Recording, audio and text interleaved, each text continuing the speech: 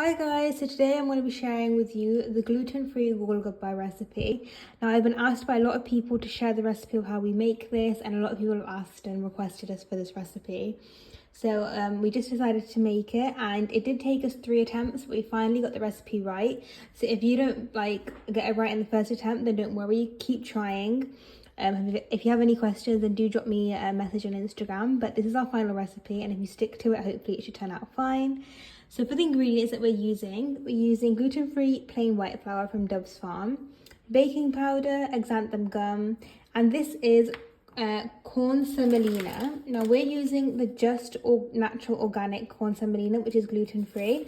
If you guys find any other brands for gluten-free semolina, then do let us know, but we only found that one. And if you have any leftover dough from this recipe, if you have any leftover dough, you can make martiyan, so crackers or anything you like really. So I'm just gonna get started with the ingredients. We're gonna add a 1/3 cup of corn semolina and 2 cups of gluten-free plain white flour. So we're gonna add one, and then you're gonna add another one, and then I'll show you how much of the other stuff we'll add. Okay, for xanthan gum, you're gonna be using 1 tablespoon of xanthan gum, and then around a 1/4 teaspoon of baking powder. So our ingredients, I've mixed the flours and the gum and cut the semolina separate.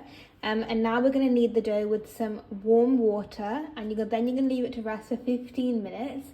After you've left it to rest, you still have to knead it afterwards just to get it a bit soft so you can use it and it's easy to handle, because you all know gluten-free flour and dough is quite hard to handle.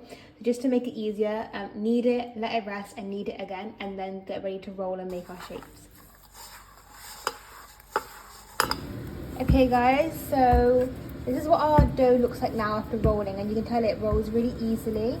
So you don't want your dough to be too hard or too wet. So if you feel like your dough is a little bit hard because of the semolina, add a little bit more of hot water, and then you want to roll this out quite thin so our golgappe can fill in the oil and they can rise.